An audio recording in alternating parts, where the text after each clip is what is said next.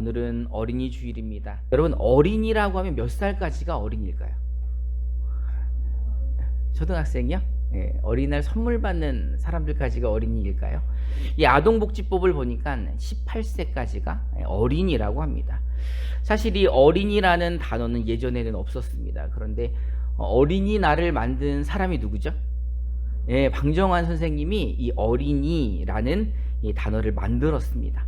어린 아동들도 하나의 인격체로 대우해 달라라는 뜻으로 어린아이를 높여서 격식을 갖춰서 부르는 게 어린이입니다.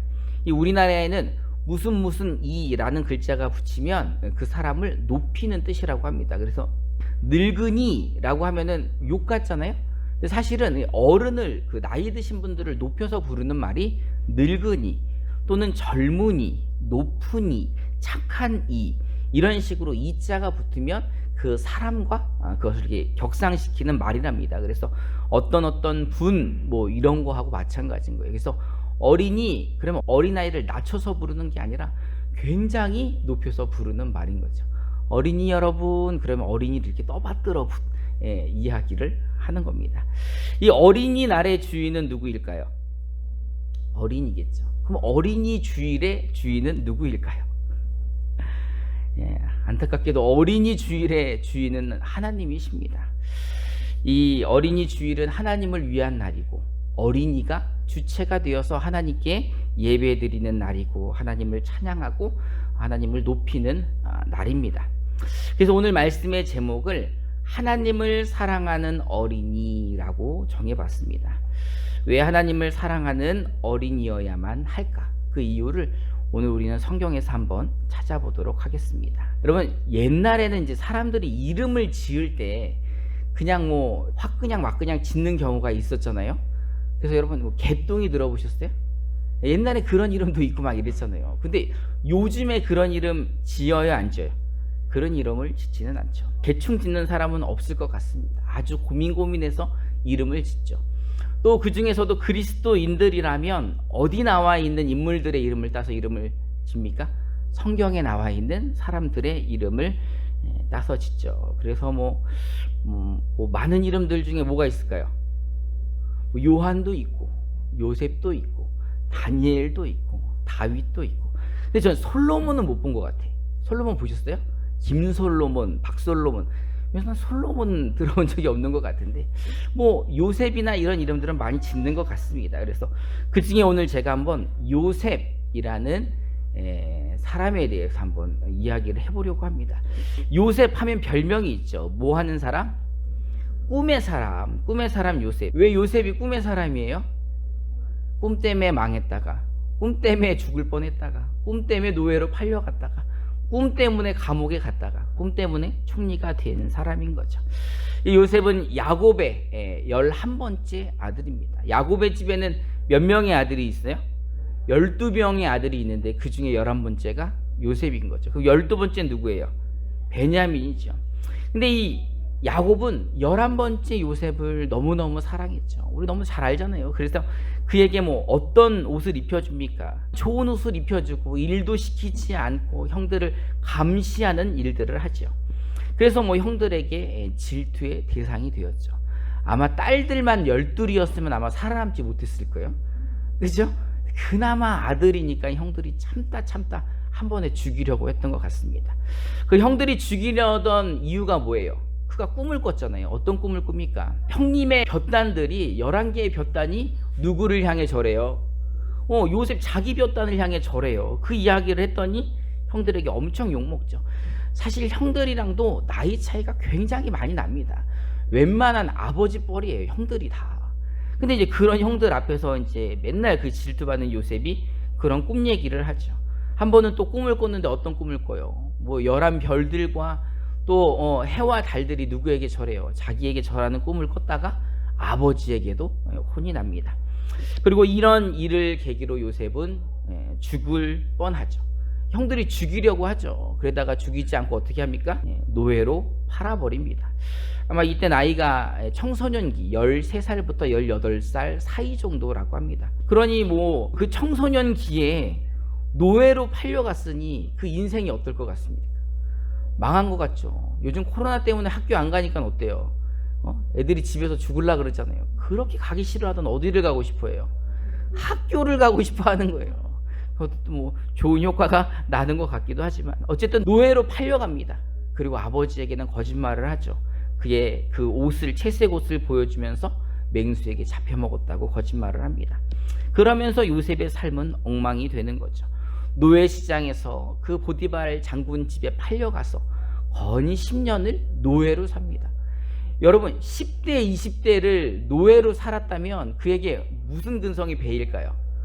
노예 근성이 배일 것만 같잖아요. 그리고 뭐 이제 나이 들어서 얘기하겠죠. 라떼는 말이야, 너 내가 어렸을 때는 노예 생활할 때 그런 얘기 하겠죠.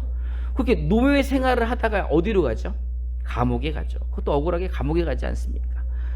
그 장군의 아내의 유혹을 물리치고 억울하게 감옥에 들어가서 3년. 그렇게 인생이 끝나나요? 아니죠. 감옥에서 또 꿈의 몽을 해주고 애굽의 왕 바로의 꿈을 해석함으로 말미암아 그는 총리가 됩니다. 다 아는 내용이죠. 그리고 이제 형들과 만나서 형들의 사과를 받고 또 부모님과 만나서 이제 애굽 땅에 정착을 하게 된다는 이야기입니다. 근데 사실은 우리가 다 알죠. 요셉의 삶이 파란만장한데, 그런데 그 삶을 누가 계획하셨습니까? 하나님이 계획하셨죠. 그리고 하나님이 인도하셨습니다. 그래서 그 하나님이 언제 인도하셨어요? 형들한테 죽을 때 한번 인도해서 살려주시고, 노예로 팔려갈 때는 하나님이 개입 안 하시고, 또 억울한 일 당할 때는 하나님이 주무시고 계시다가 감옥에 갈 때는 하나님이 개입 안 하고 이랬습니까? 그의 삶 전체를 누가 계획하셨어요? 하나님이. 여러분 드라마 좋아하십니까? 안 좋아하세요? 드라마를 좌지우지한 사람이 누굴까요? 작가. 뭐 작가보다도 더 높은 사람이 누굴까? 뭐 프로듀서, 감독, PD. 어쨌든 총괄하는 사람이 드라마의 시작과 끝을 다 계획을 해서, 안에서 연기하는 사람들은 사실은 자기가 하는 것처럼 메소드 연기를 하지만 다 계획되고 또 대본대로 움직이는 거죠. 요셉의 삶이 그랬던 것 같습니다. 드라마 같은 삶이지만 어느 한 부분 하나님이 함께하지 않은 부분이 없었다는 거죠. 그것을 누가 알아요? 제가 알고 여러분이 알고 많은 부모들이 알기에 자기 자식의 이름에 요셉이라는 이름을 많이 쓰는 거예요. 창세기 39장 2절부터 3절을 우리말 성경으로 한번 읽어봅시다. 시작.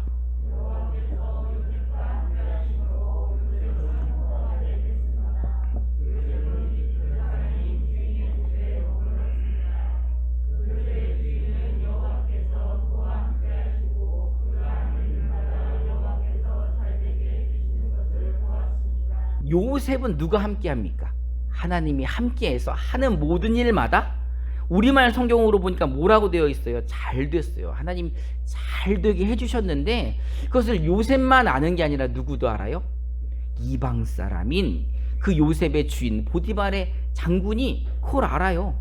세상 사람들도 하나님의 사람들에게 하나님이 함께해서 잘 된다는 것을 알게 하셨다는 겁니다. 그러니 많은 부모들이 자기 자녀의 이름을 요셉이라고 지을 때는 누가 함께하기를 바라는 거예요?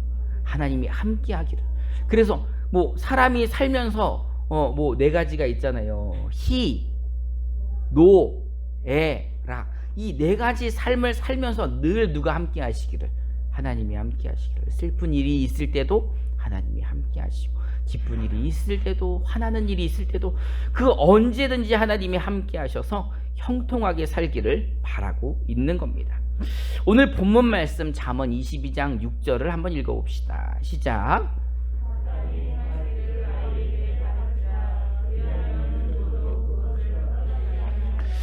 솔로몬의 잠언이죠. 마땅히 행할 길을 아이에게 가르치라. 그러면 늙어서도 그 마땅히 행할 길로 간다는 겁니다. 이 마땅히 행할 길이라는 것이 어떤 뜻일까? 우리 우리말 성경으로 한번 22장 6절을 한 번 더 읽어봅시다. 시작.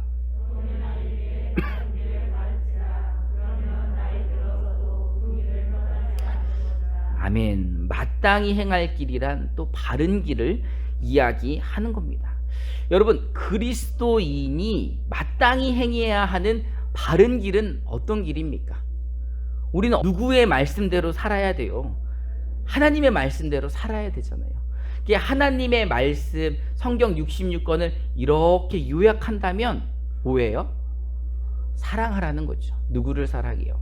하나님을 사랑하고 이웃을 내 몸과 같이 사랑하라는 그 말씀대로 사는 것이 바른 길로 사는 겁니다. 마땅히 행할 길로 살라는 것은 바로 그런 거죠.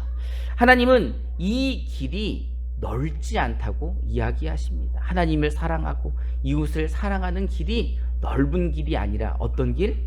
좁고 쉽지 않은 길이라고 말씀하십니다. 마태복음 7장 13절부터 14절을 우리말 성경으로 한번 읽어봅시다. 시작.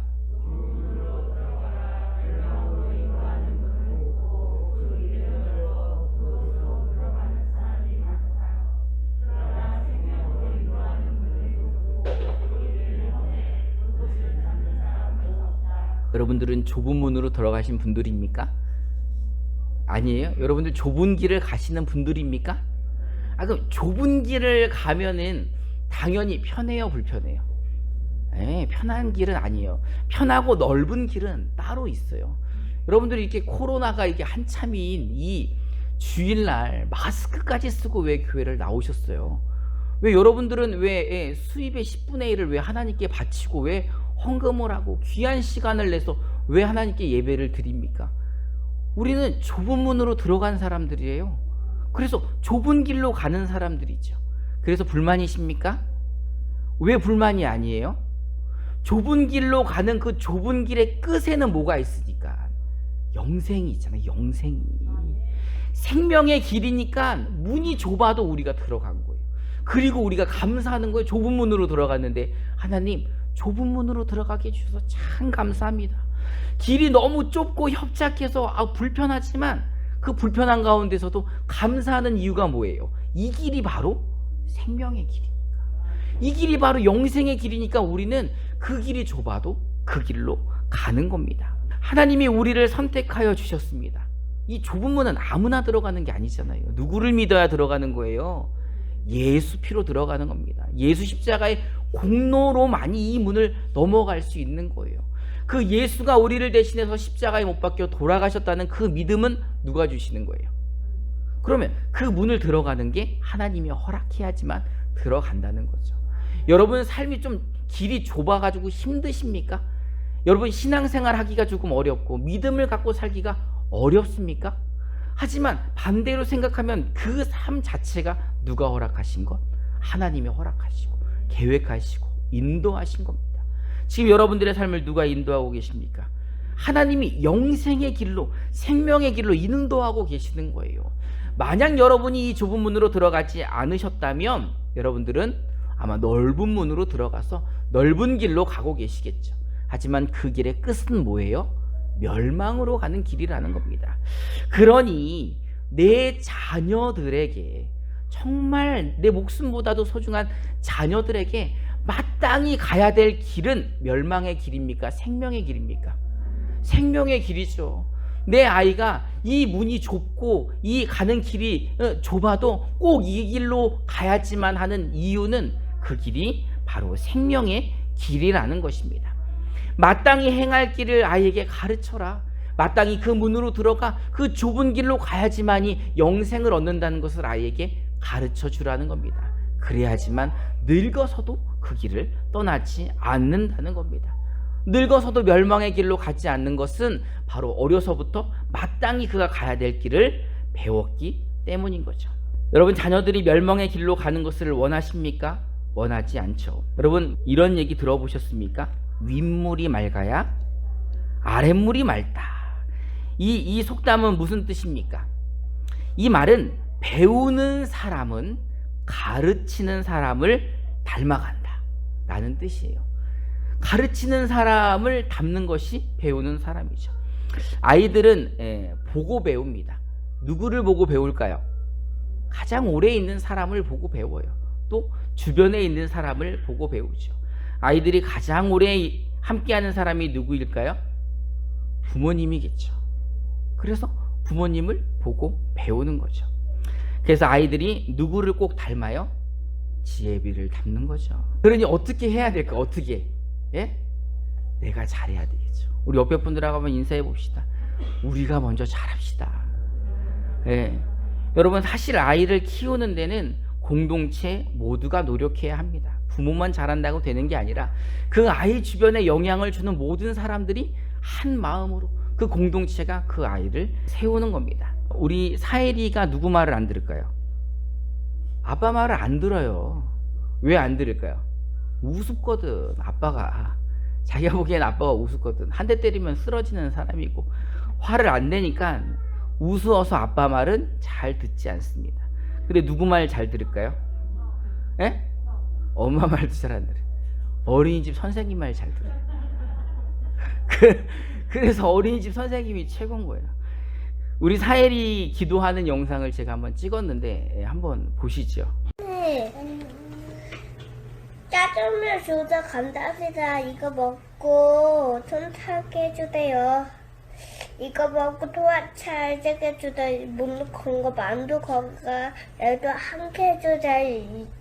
이거 먹고 토화 잘 되게 해주다. 얘도 이문 기도한 다음에 옆에 있는 누구도 따라서 기도해요. 예.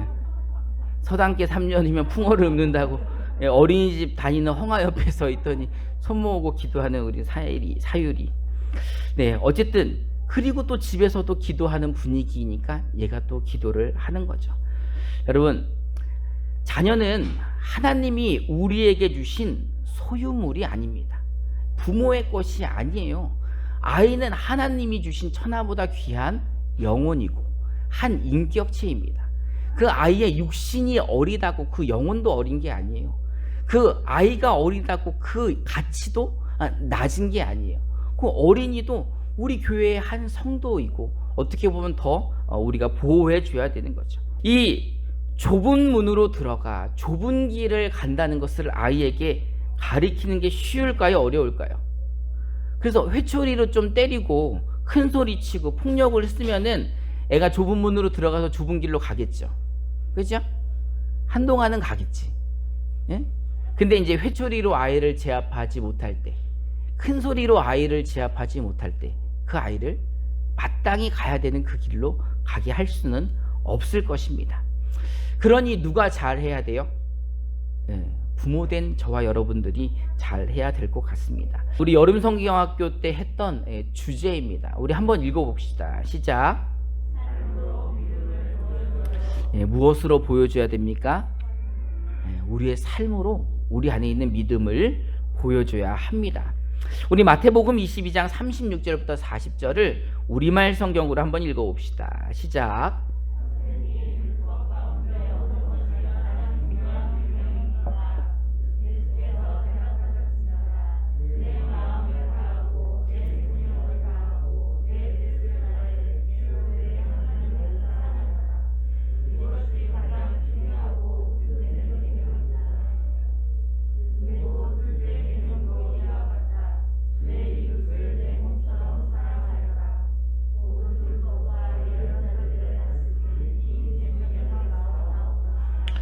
하나님께서 예언하셨던 모든 예언자들의 말씀과 또 그 모든 율법들이 이 두 계명에서 나왔다는 겁니다. 그러니 예수님께서 우리에게 바라시는 것은 우리가 먼저 하나님을 사랑하고 이웃을 사랑하는 그런 삶을 사는 모습을 무엇으로 보여줄 때?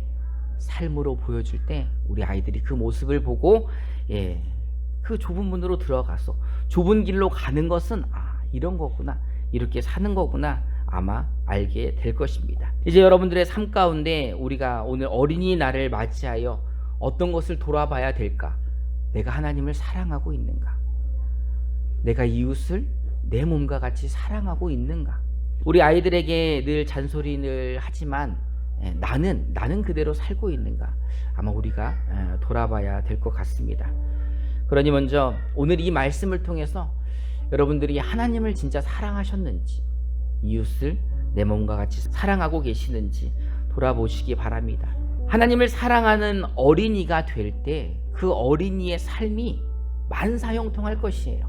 우리 지난주 설교 말씀이 그리스도인의 만능 열쇠였잖아요. 하나님을 사랑한다면, 하나님이 그 아이의 삶 가운데 함께 하시고 인도하신다면 그 삶 가운데 슬픔을 만나고 어려움을 만나고 또는 기쁠 때도 그 모든 순간마다 하나님이 함께 하시기에 아마 요셉의 삶처럼 그 삶을 돌아봤을 때는 아, 내 삶이 형통했다라고 말할 수 있는 삶이 될 것입니다.